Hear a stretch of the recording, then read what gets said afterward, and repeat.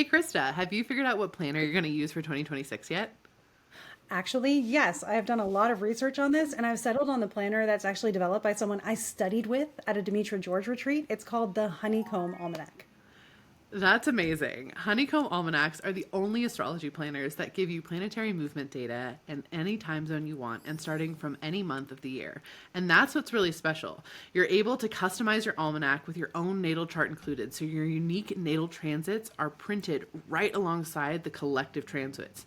That way, you can actually find out which parts of the year are going to impact your specific chart. Honeycomb is actually one of the only almanacs and calendars that are not mass produced. Instead, each of them is actually made to order in whichever one of their partner print facilities is closest to you. So they work with printers in the US, the UK, the EU, and Australia with free shipping to the US and affordable options in other locations worldwide. Which is so wonderful. And if you're not a like paper planner person, which I love my paper planners, I write things in many different colors. I am a highlighter type of person. It comes with me everywhere. But if you're not, totally reasonable. They also offer personalized digital PDFs starting at just $10. This is your astrology and everything where you can write in your magic in between the lines and do so many amazing timing techniques, secondary progressions, zodiacal releasing, anything you can think of. They don't specifically go with just one type of astrology, but there is some Hellenistic technique in there that I just adore. It's really cool because these almanacs are also really, really good for like beginners, dabblers, such as myself, all the way up to you, who is a professional astrologer. So no matter what level you're at, if you really want to get more intentional with your year, you want to head over to honeycomb.co. Enjoy.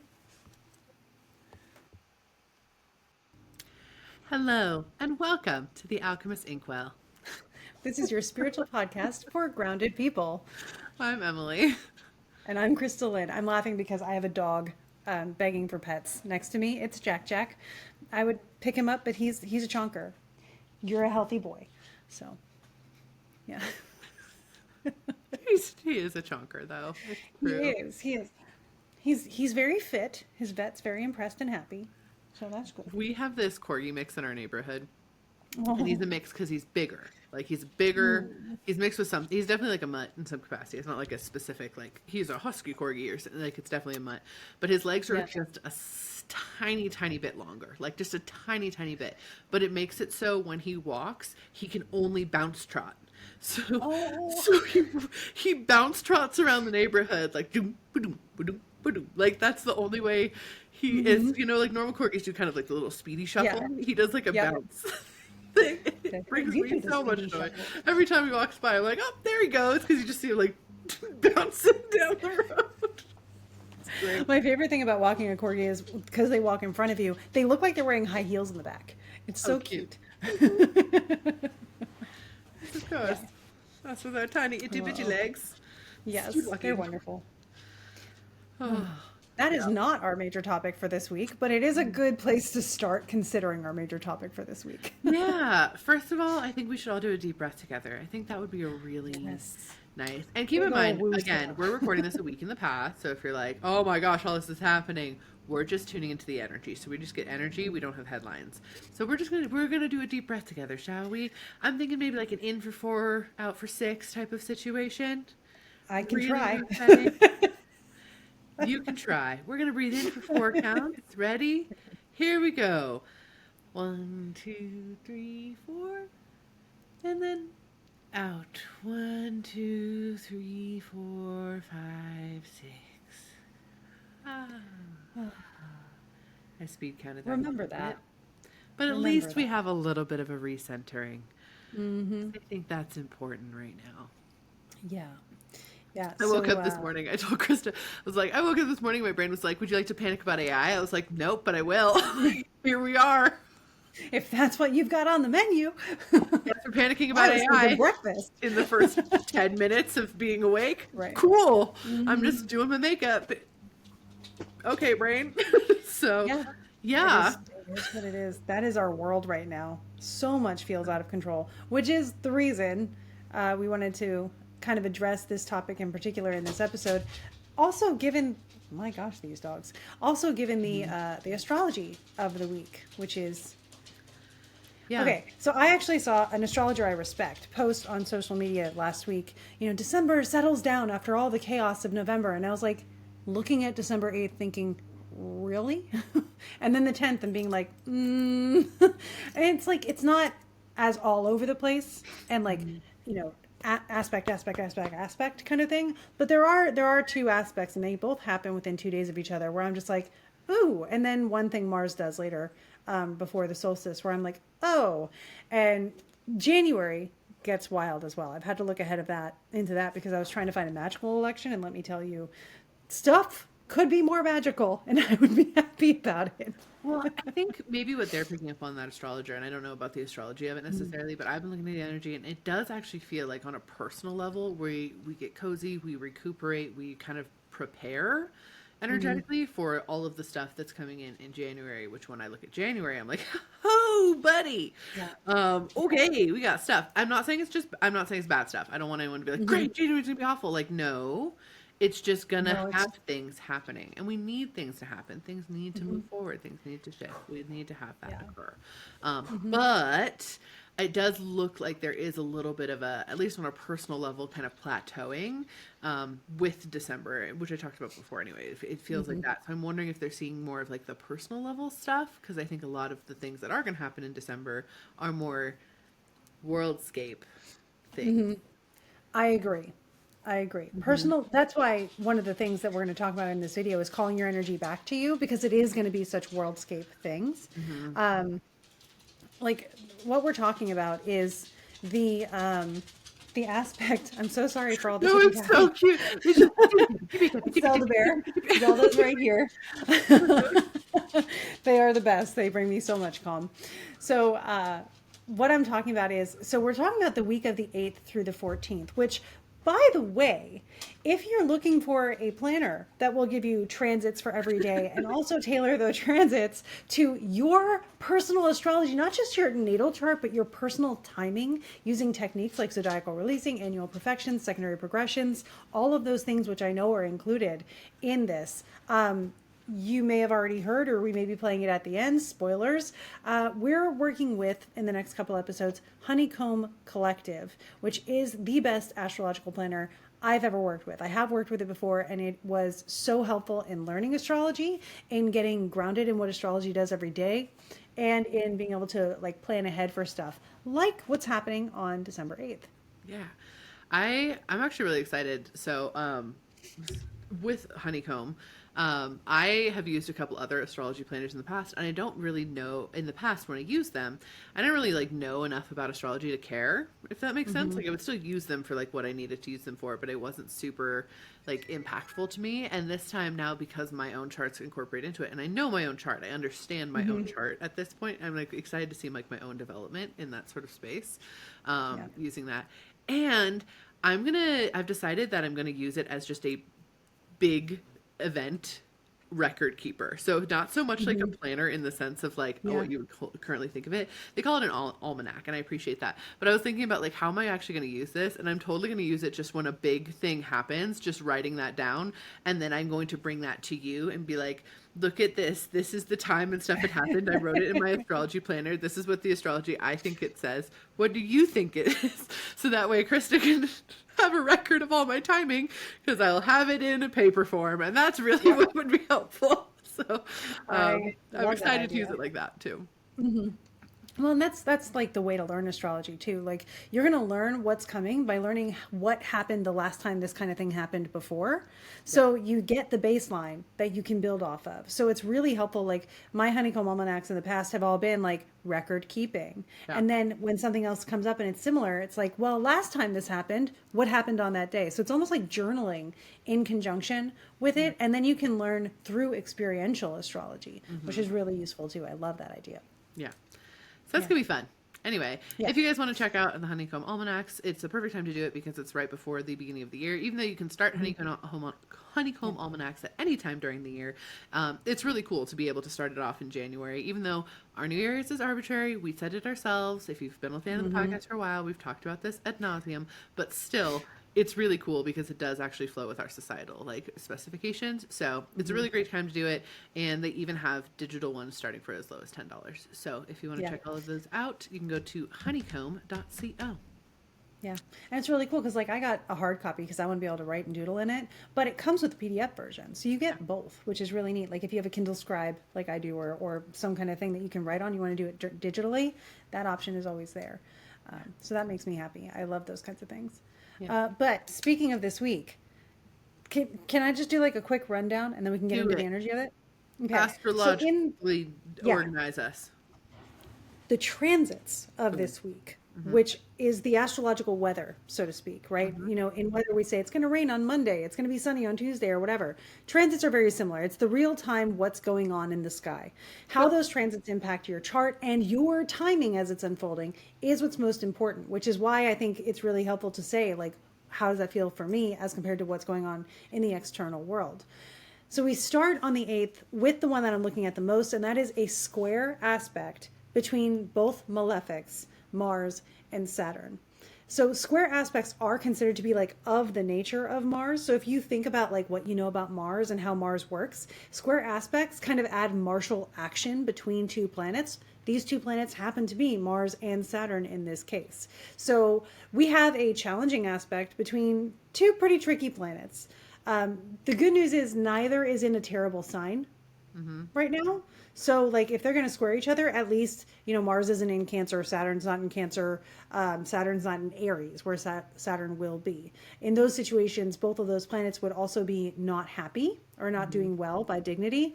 And so we could expect something a little bit more rough. There's actually, I think it's Dorotheus of Sidon.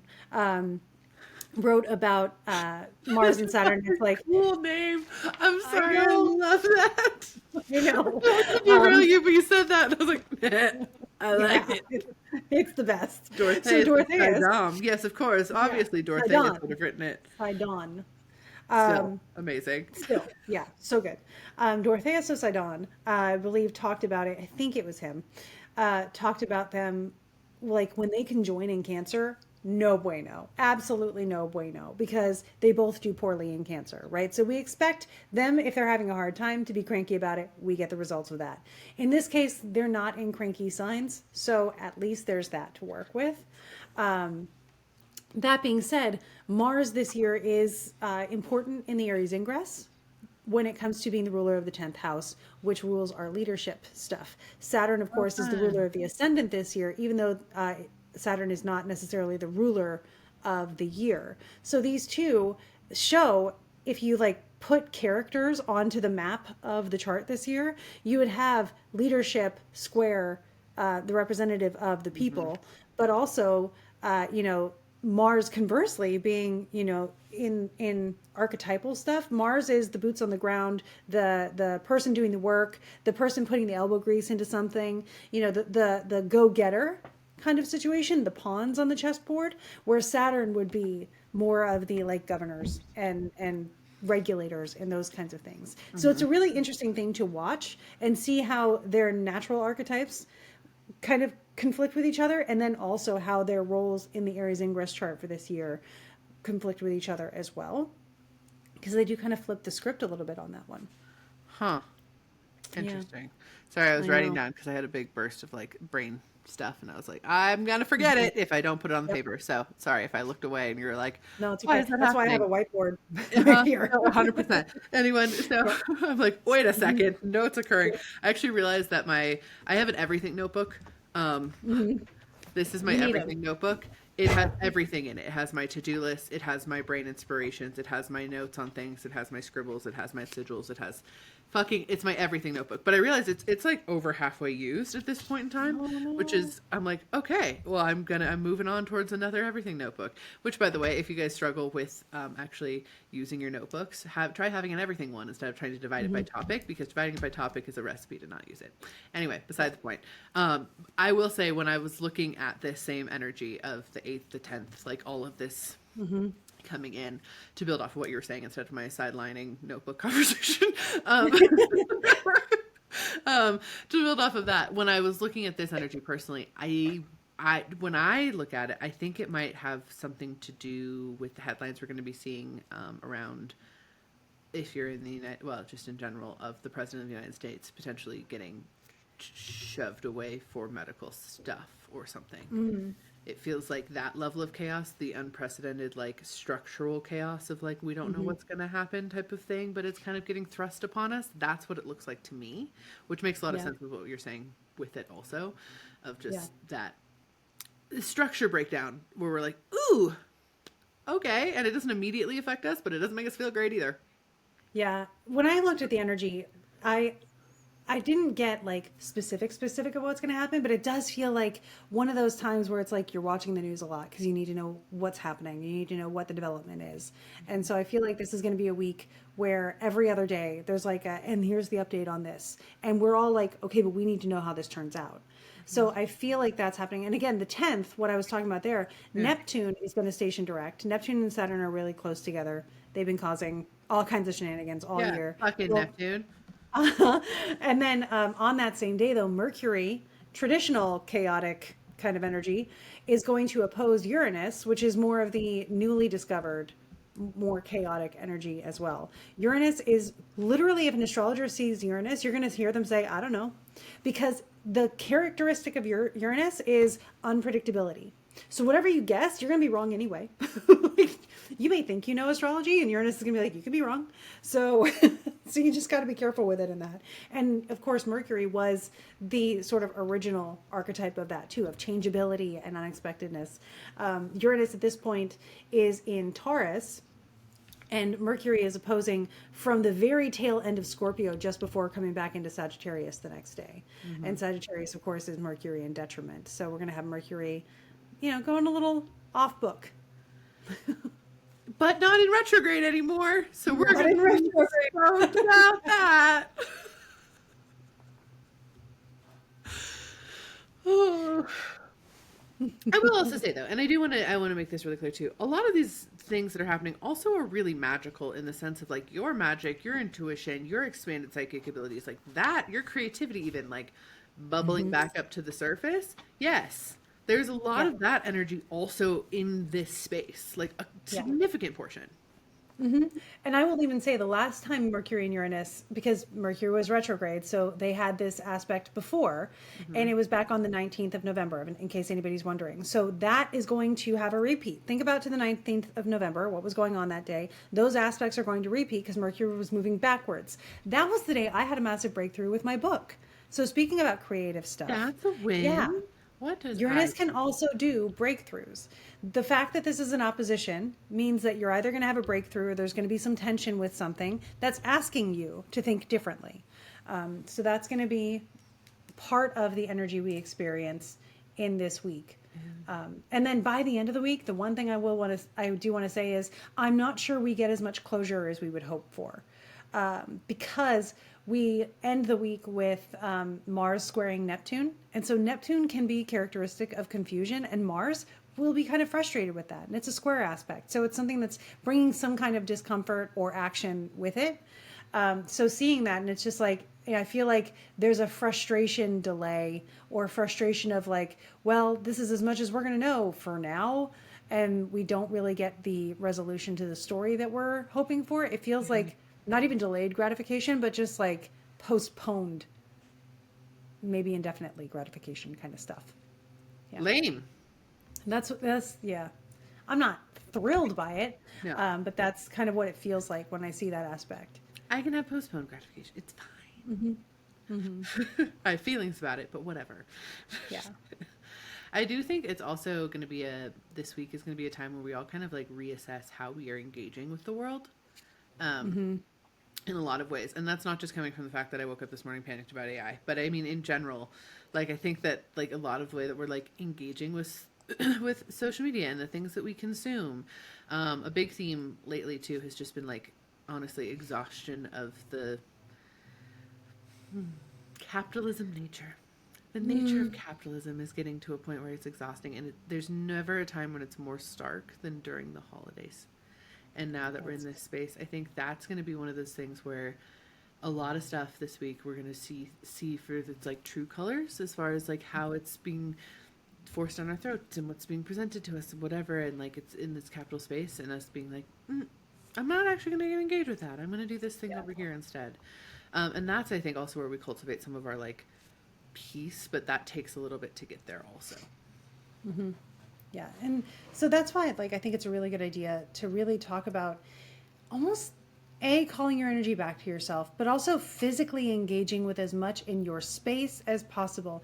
I'm not saying you have to put the blinders on to the world, but I am saying tune out the noise if Yeah. you can. Like, we need noise canceling headphones Hmm. for the world. Yeah. Yeah.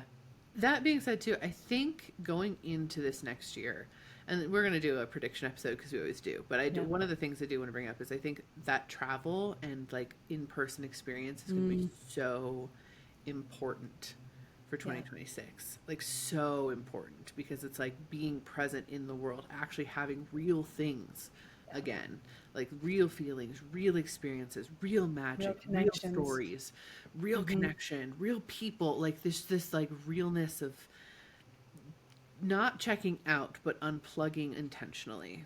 I think is really valuable, and I think we're leading Yeah. up to that with this Well, month. and I want to, like you said, unplugging, which I think I just want to put a little bit more focus into. It's not unplugging as in like disassociating, it's Yeah. unplugging as in individuating.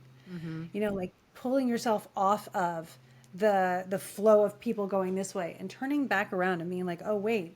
This is my identity among the population or among the collective. I have an individual self. I have like all these things that I stand for, that I need, that I am filled up by."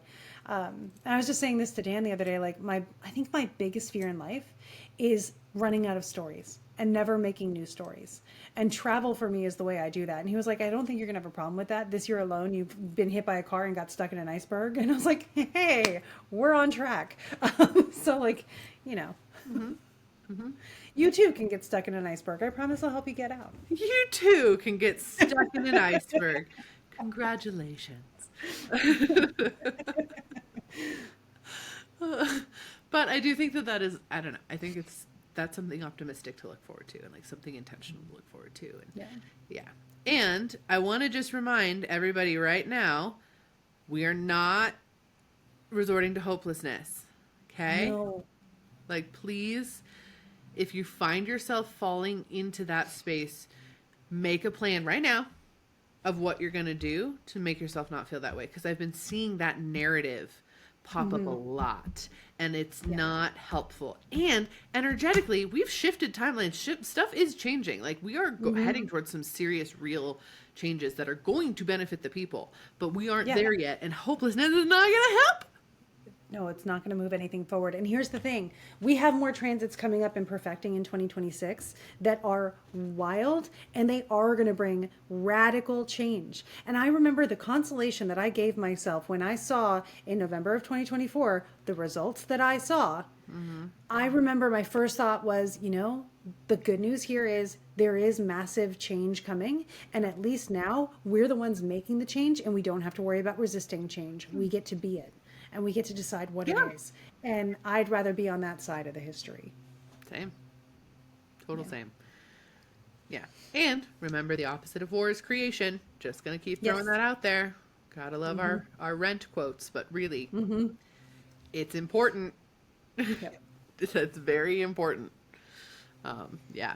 We wanted to give you some techniques. I recently started a TikTok series, and Krista was recently talking about this very similarly with their Patreon, of just things you can do. Like I calling mine magic for anxiety, because it's like things, magical techniques you can actually do to help you like be present in this moment and ground and like call back your energy and like be connected. So we thought we'd share some of these on here, in case you are feeling a bit adrift, because it's in a bit adrift type of energy that we're in. Neptune. You just said that in your Malcolm voice, and it's funny because I've been following Malcolm's journey No, with the boat. he was Yeah, adrift. he is adrift. And by the way, you can meet Malcolm if you want this summer. Yeah, come to because Greece we'll be with going us. back to Greece. Yeah, Opa, let's do yeah. it. I'm so excited. He's having such a good time. I think I had like a dream, or it was might have been like in a theta sort of space of just like being on that beach in Santorini with the rocks again, of just like sitting there. Yeah. Ugh, the whole sand of Santorini's beaches is all just little tiny smooth black pebbles, and it's just yeah. Anyway, It's very nice there. it's really so good. magical. But I just like had it. It was one of those like real, almost real spaces, but I don't remember like dream context around it. But I was just like, oh, I feel Greece coming in. I feel Greece in the chat. Let's do this. Yep. Greece has entered the chat. Greece has entered the chat, and it's really reasonably priced. It's really lovely. Like if you're wondering about what it's like to travel with us, Greece will show you. Greece will give you a really good introduction to how we roll. Yeah. Same with Germany, though. Germany will also be really fun with that space. Yeah. Oh my God. I'm going to be wild in Germany. I'm going to be so excited. I can't wait. We're going to be our witchy selves. It's going to be so good. We're just going to be witchy out loud, witchy around. It's going to be awesome. Wonderfully witchy. Yeah. Yeah. We got so many side quests that we're going to do too. So many side quests. We love a side quest. Yeah. Side quests became really popular, I think, especially with Italy when they were necessary. But they've caught on since then. Yeah, we side quest a ton. In Thailand, we side quested to the Carp Cafe, and that was just adorable. And the Silver Temple, and we made our own silver rings. That was a side quest. That was not part of the actual script. We just did that. Yeah. Like, there's a thing here. We're going to go do it. Come with us. Yep. Yeah. Which is how we roll. Anywhoodle, let's talk about some techniques for that. I want to talk, you were talking, and I want you to give you space if you want to talk about it, but like kind of your river rock magic. One of the videos, and by the time this airs, I might have posted the TikTok. I already shot it. I just haven't posted it yet. It's talking about my anxiety rock. I have an anxiety rock. It's big. It's a big old hunk of jasper. It sits on my coffee table. And if I have anxiety, it's huge. It's like a boulder. Yeah. I say in my bolder voice from Avatar: The Last Airbender. Hopefully you got that. But if I'm feeling icky stuff and I don't know how to move my anxiety, I will touch my anxiety rock and let it move it for me. I'll pour it into the rock. The rock can move the anxiety. The rock can hold the anxiety. The rock can ground it down because it's literally a part of Earth. And that's really helpful to have like a tangible, hands-on thing to fill with your anxiety stuff, your anxious energy, your exhausted energy, your frustrated energy, whatever it is. You can just pour it into the rock.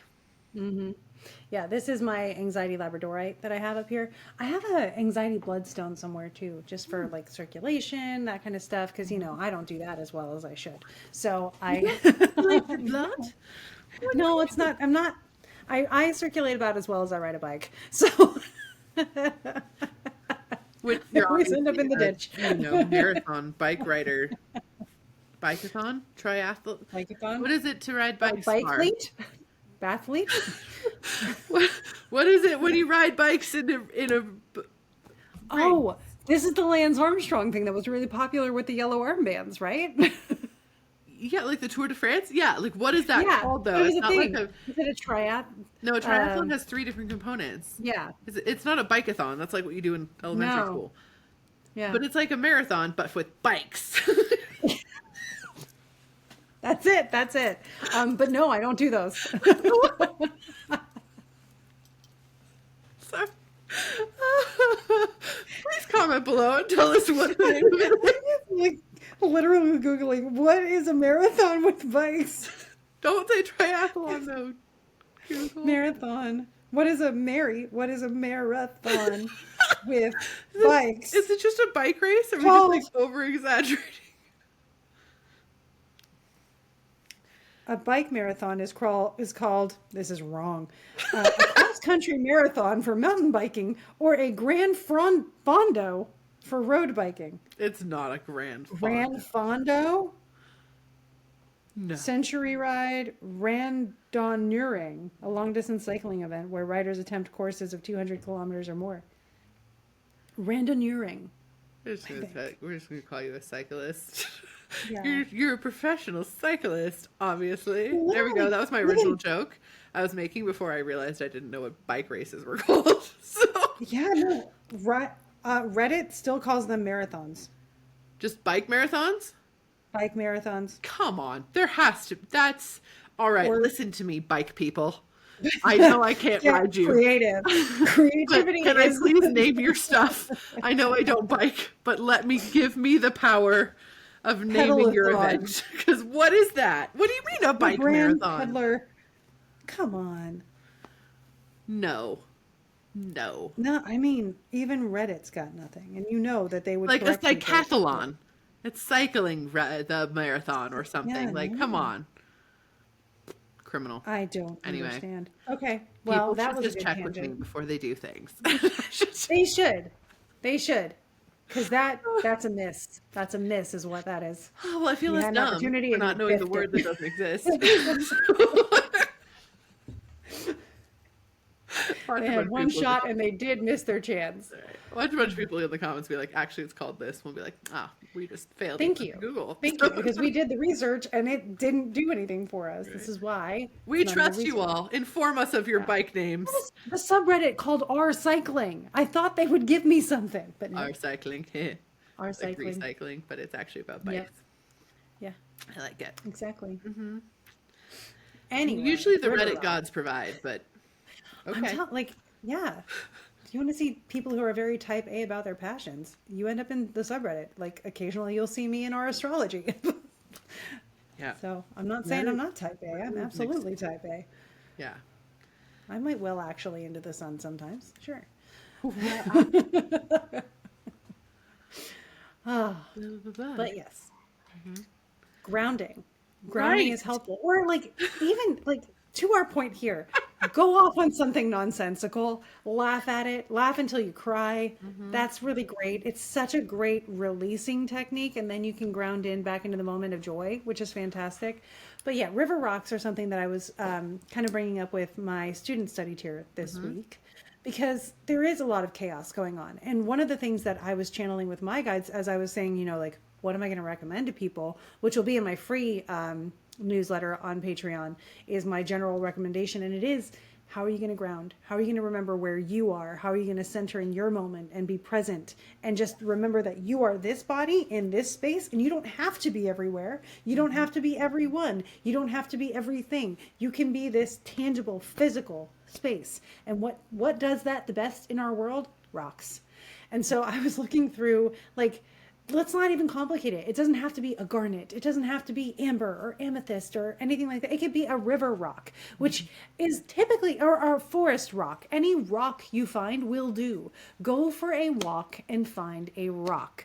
Put that rock in your pocket, bring it home with you. You can collect rocks and use them in your workings for like representing the earth on your altar. Or, the person, it was H. Byron Ballard, in their book, Roots, Branches, and Spirits, I think it's called, mentions using them as cairns when they, bury a family pet or whatever. There's a lot going on right now, and you may benefit from having a. I'm not saying your pets are going to die. I hope they don't. It was just the example in the book, I and I don't want to think be clear anyone on was that. inferring that from what you were Okay, saying. listen. To be totally Me and honest. my family have all lost pets recently, Yeah. so Hmm. it's very fresh in my mind right now, and I've been watching my animals closely. But that's my personal experience. Not to say that you're going to have the same thing. So, yeah, just making sure that you do have earth with you. You carry these rocks, or have them in a space where you can pull that out and have it somewhere where even just you can look at it sometimes. Consider a rock like an affirmation, where you see the rock and that triggers, right, I am grounded. Or you touch the rock and it's grounding. Or, you put it outside and you can tell the weather, because if it's wet, it's raining.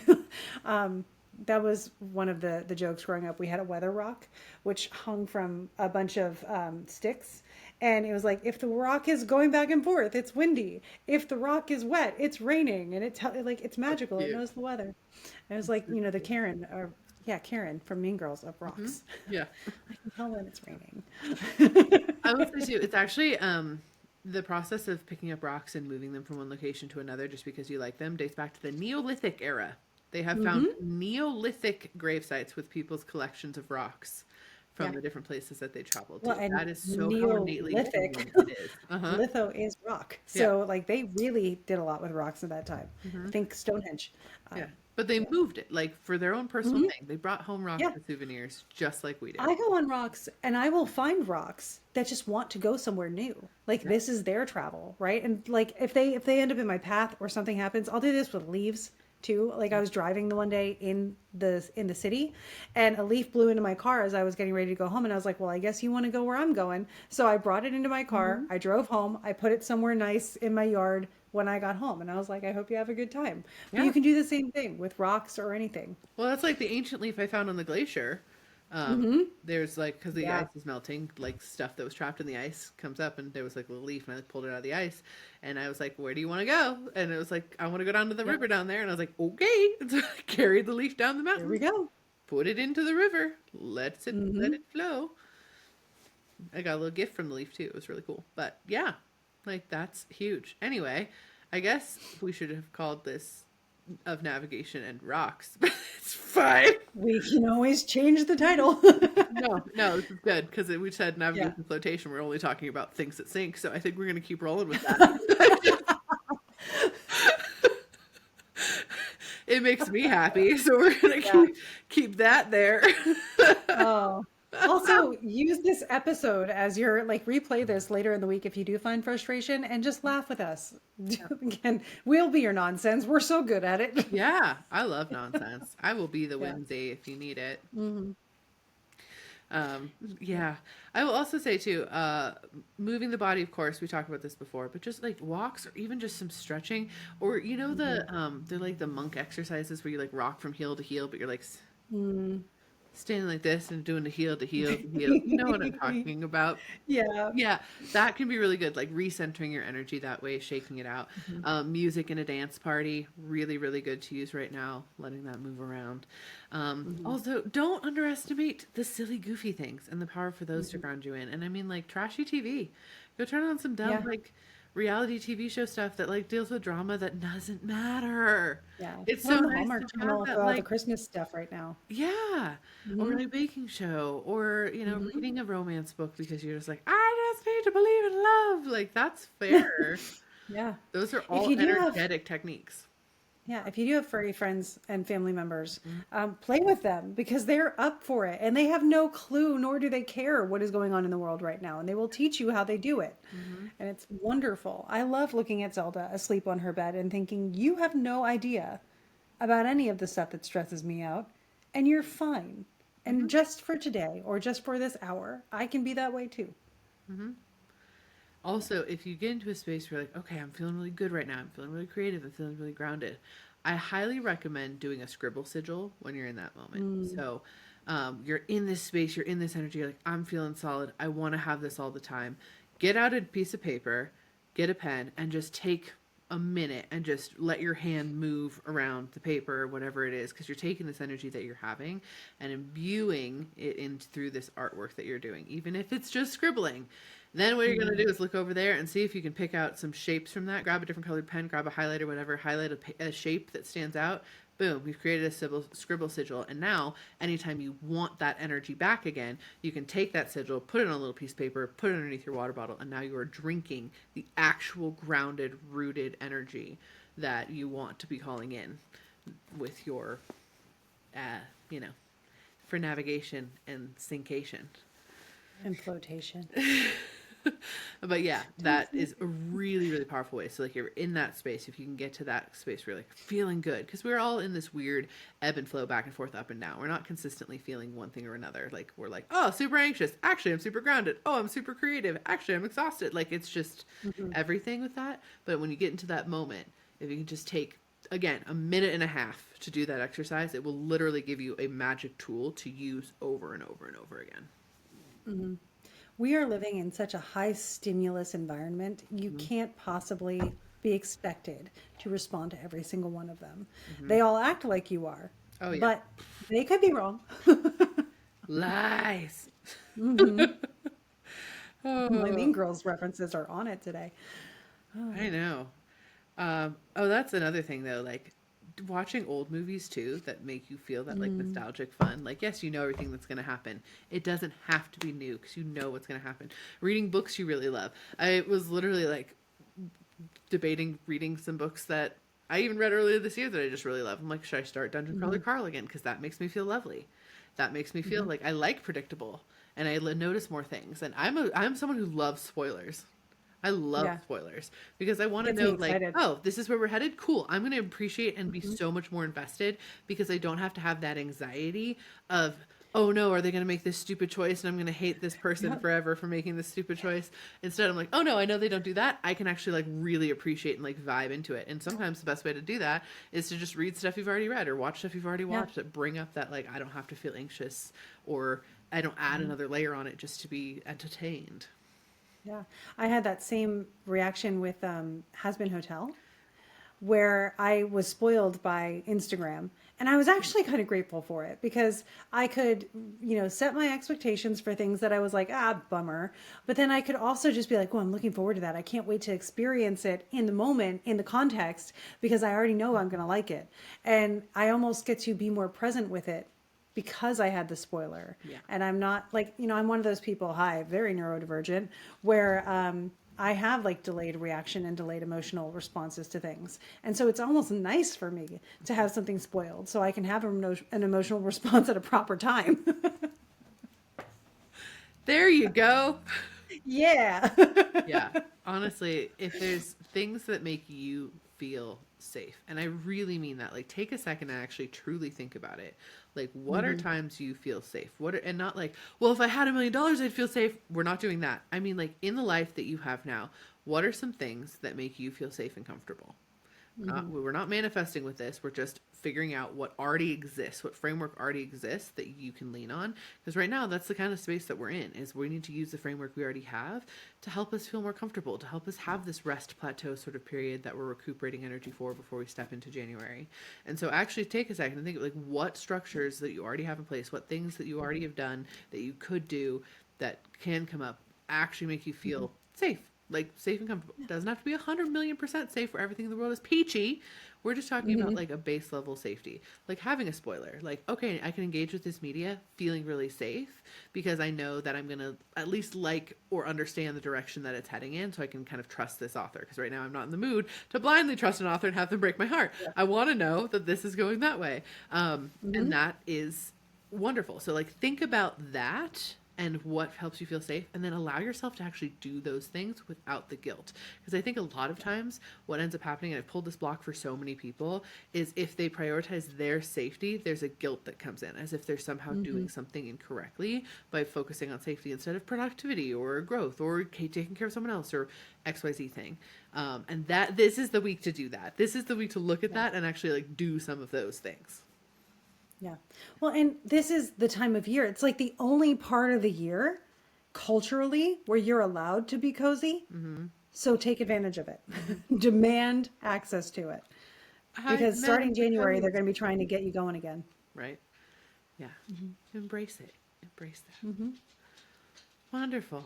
Any other things you want to talk about No. while we're here? Nope. I feel complete. I feel complete also. I'm mad at the bike thing, but I feel I'm mad at the bike. I will not stop being mad at the bike thing, but I do feel better that I'm just, there is no word. I didn't just forget a word. there It is just no doesn't word. exist, right? Yeah. Yeah. I honestly, I was debating making a series on like TikTok or Reels or whatever of just like ideas I have for industries I'm not a part of that I think would be really great. Because I have so Raise the many. vibration of the entire world by doing this. No, truly. And Yeah. Krista has heard me rant about. I have some fabulous ideas. If I could straight up just get paid to just make up Yep. ideas for industries I don't know anything about, but I can just channel them in Yeah. and like give them Oh my ideas and God. then they can implement them. It like I Yeah. even have like a business plan of how that would work, by the way, of Yep. like how that would actually like you could buy a 5 idea package and I give you a sample idea up front so you understand like whatever, and then you give like you pay for that, and then if your product reaches over a certain threshold, you start paying, or like what you pay me additional royalties or whatever after that or something like that. Like I could make it really fucking cool just to let me be Yep. an idea generator and make it provide Yep. for my life. Because I'll tell you what, fun. I actually did do that for a while. Yeah. Not with the exact same business model, but I was just an idea person Yeah. for like an idea consultant for a while. It was very local. It was great. I loved it. It's just come to me. Let me tell you what to do. Here's why, and then see the results. And it was great. Oh, Yeah. So many industries I have such fabulous ideas about. And I just, Yeah. to me, they seem so logical, and then they don't do them. Like, what the fuck? So here's a basic one. Why do they keep releasing phones in shitty colors when everyone loves the ones that are bright colored? Just release phones in pretty colors. Same That's with cars. stupid. I think Yeah. we need girly pop cars. This is my theory for girly. Exactly. What I would like for cars is, even if it's just one type of car to start out with, if a car company actually came out and said, listen, you can pick You can customize the exterior and the interior, not for a big extravagant fee. Like, the company needs to eat the cost of this. Okay. This is an important part of that. They need to eat the cost, not even 100%. They could up it a little bit, but like, you get to custom get your car in the painted, in the whatever, but it has to be the cool colors. It cannot be just like, here's our earthy tones. I mean, like, purples. I mean, like, teals. I mean, like, pinks. And like a matte one or a sparkly one, instead of just, not matte necessarily with like no shine, but like no sparkle, right? Like, just, it can be a shiny one still, but it can't all be this weird shiny. It's so men, and it just makes me so mad, where I'm like, hey, women have a lot of money too, and I'll tell you what, if they came out with an SUV that I could choose to make a pink with a blue interior because I like that, the chances of me going and buying that SUV are so much higher than me buying another one. Like, if I'm shopping for an SUV, 100%. I'm going to go to that one that I can make pretty. And I know that sounds so silly, but like, it's not. But the thing is if they charge a huge extravagant extra premium for them, it's not going to work. It has to be part of the built-in model, that it's just going to be a base level function of the vehicle to get this in there. Yeah. And that's what actually is going to make it stand it apart. That's why I love my car. It's a little Fiat 500 Pop, and it's like electric blue. And people see it and they're like, if I saw that car going by, I would think you were in it. And I'm like, I know. Plus, I can park in half a spot, so it's fantastic. Yeah. I drive Blue Brew, the Super Blue. That's the name of the car. Mine's called Nugget. It's green. No, I'm just kidding. Yeah. I love naming cars. Cars are fun to name. One of my other cars that I had before, I technically still have it because I'm going to save it for a teenage child, but it's called the Ass. It was a Malibu Classic, but the CL and the IC fell off. It's the best name for a car ever. My ass is stuck in a ditch. My ass needs gas. Like, it's great. It's fabulous. So yeah, the Ass is a fabulous car. I love that car. But yeah, loving naming cars is great. The Jeep is the beep, beep, jeep, jeep. That's Much great. for Weston's chagrin, because he's like, we got to come up with a good name for it. I'm like, yeah, in the meantime, it'll just be the beep, beep, jeep, jeep. And he was like, God damn it. I was like, my bad. I got mad because Dan's car, which was red, was called Senor Blanco for the longest time. And I was like, okay, I can do that too. Squirtle. And so I named his car Squirtle, and it was Squirtle until the day he got rid of it. Love it. Love it. Yeah. I can do that too. Just throw something random out at the car, sure. My first Wasn't car, a white car. my first car ever was the Vroom Vroom of Sexiness. That was the name. It was not sexy. It was a Subaru, like, station wagon looking red thing. Which is why it was named that way, obviously. Yeah. My first car didn't have a name, but it was a Pontiac Sunfire, the teal one. It came with purple window tints. I loved that car. You teal drove an Pontiac experience, not a vehicle. Yes. Oh my gosh. Yep. Everyone, why don't you comment below, what was your first car and what was its name?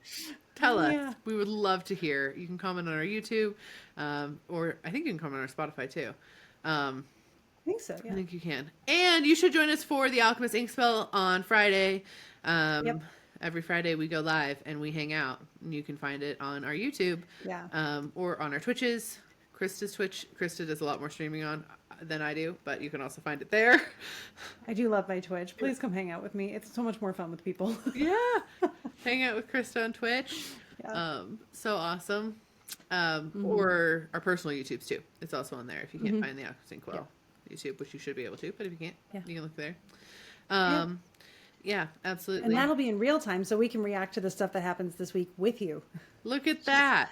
Fun. And if you're listening to this episode, 1, we really appreciate it. And 2, if you could pretty please hit that little download button and download the episode, or like, heart, share it with friends, whatever it is. Subscribe to the YouTube. It really, really helps us get our podcast out there. And we're really putting a lot more effort in getting as much content out there as possible. The big goal here is to make corporations and businesses and other big things actually be the things that pay us, so we can give you stuff for free. That's the idea. Yep. So the more reach we have, the more free stuff you get.